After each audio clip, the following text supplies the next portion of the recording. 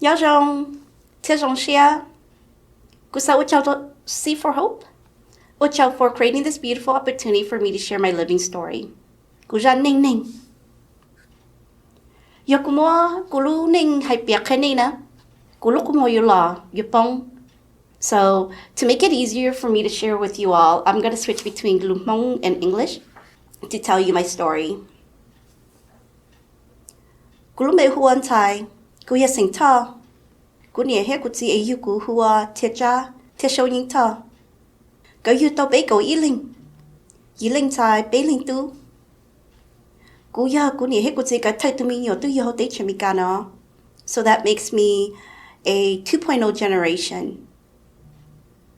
I grew up in the 80s and the 90s, and I got married in the early 2000s. As a young girl, I've endured many hardships. Of course, a lot of those hardships are cultural. It was very difficult for me, a 2.0 generation Hmong girl, to navigate the cultural differences. At home, I was expected to listen to my mother and father, cook and clean, and care for my younger brothers and sisters. If I failed at any of those things, I would get a good beating from a hanger, flip-flop, or fly swatter. And let me tell you, those things were not plastic and cheap like they are today. You know, ichakokia really hurt when it hit you in the back. Outside of the home, I was expected to show up properly to engage with the world, but I was never given any tools to be proper outside of the home. I remember in first grade, I was lined up with a whole bunch of kids to go home. There was 2 other homeboys standing next to me in line. And they probably didn't like me because I didn't have a winter jacket on or something. So what they did was they spit at me. And I didn't do anything about, them spitting at me, but feel ashamed. At that time, I didn't think I could feel ashamed outside of my home as I did inside the home. Between the beatings my mother would give me and the humiliation I received from the outside world, I would experience constant disappointment and pain. Because I was a child and did not have the tools to confront the pain, the guilt and shame that I felt became my prison. As time passed, with each new siblings, we became a big family, and collectively, I was able to navigate through a lot of those hardships. Sau nông nọ cú ya iling nia, cú lo yota cú tu si mua tao ning go song la.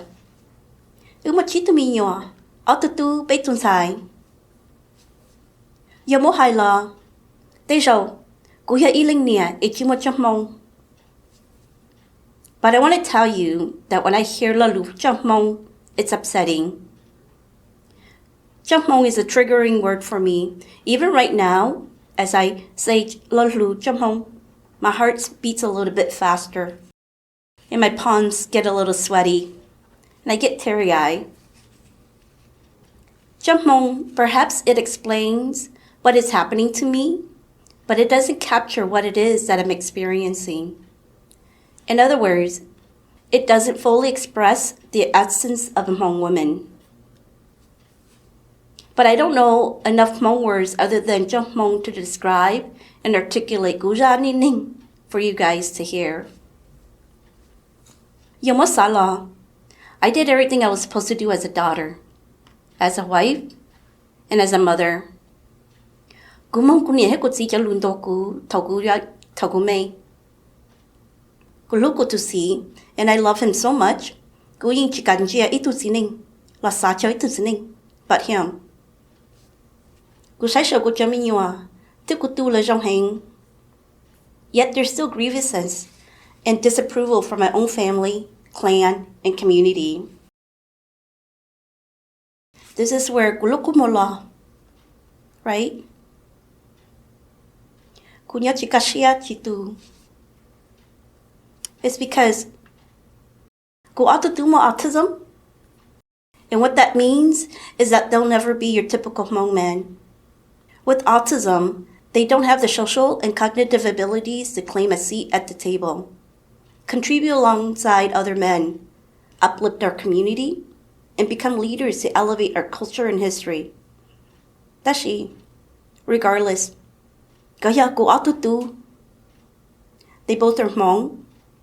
They're responsible, thoughtful, and caring individuals. Yet, again, I'm seen as an incomplete mother because I did not bring two fully functioning sons into this world. In addition to my sons with autism, at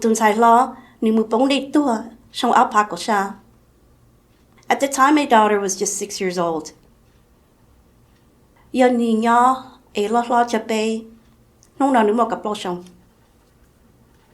So, if I'm dispossessed of my home and country, then I become a refugee. If an accident or crime befalls me, then I become a victim. The death of a child is so devastating that there is no name for this tragedy.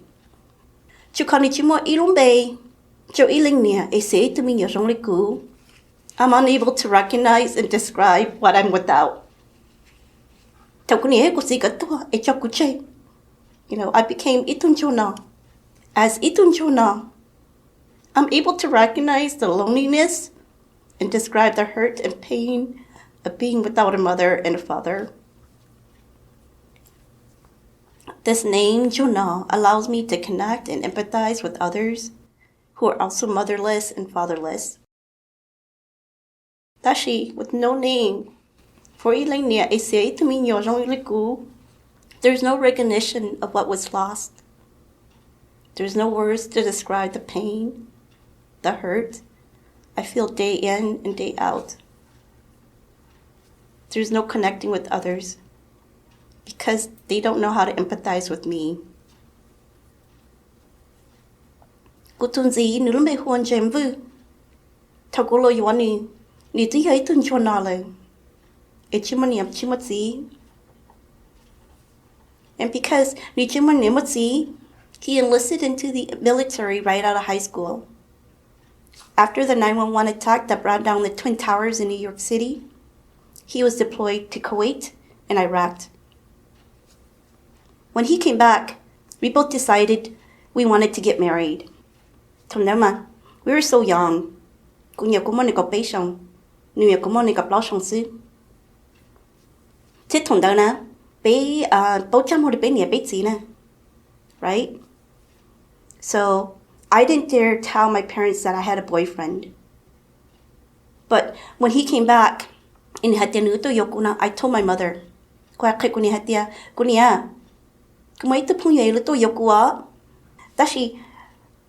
then, dating was really between the mother and the guy, right? So, through the visits my husband and my mother had with each other, my mother had gotten to know him and his family. So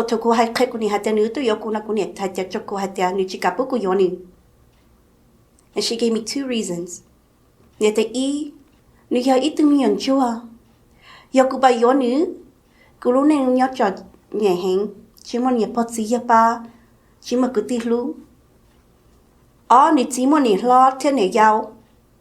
Yakuba yonu mo inontu. Ni luoy alinitsi e ba yoy tu nya yao. Tondao ma kuluneng lu chanye tia. Kulunya iling chondundi. Chimotitlu. So my mother refused a marriage with them. Tashi tondana.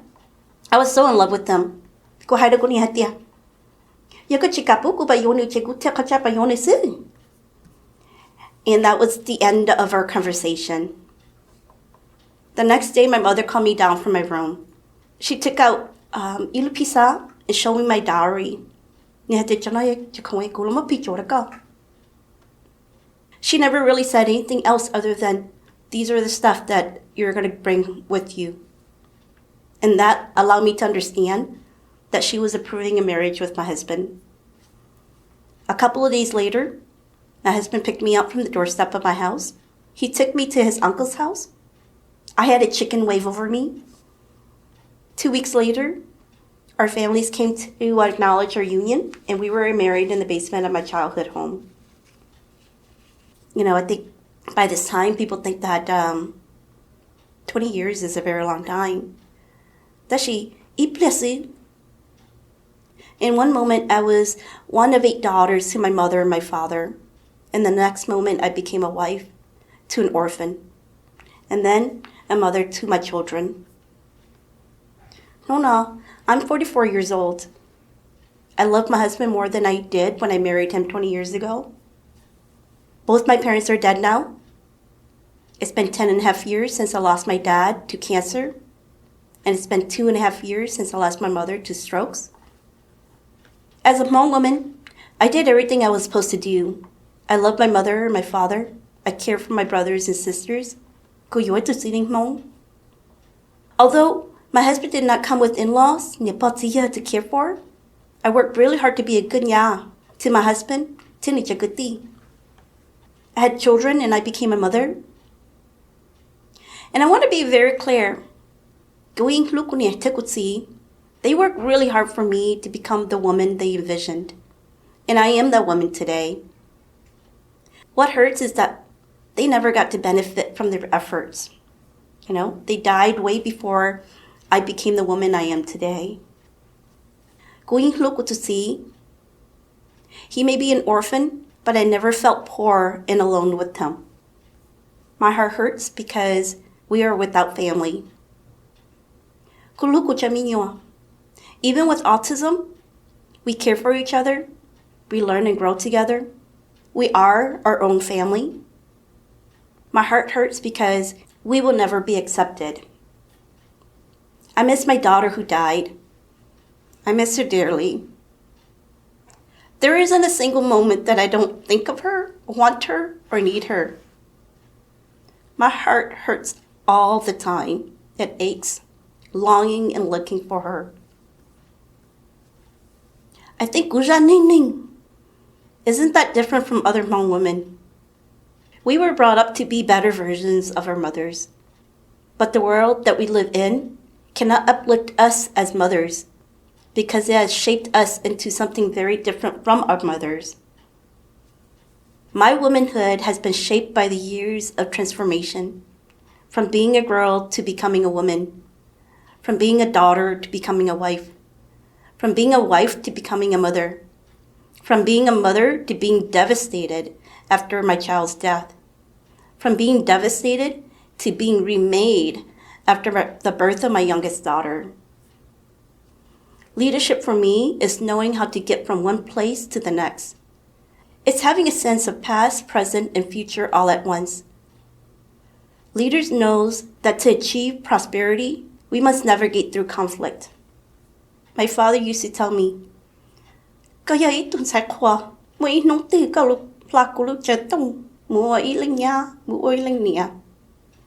I've become more than my father could ever envisioned. Thank you for listening to my living story.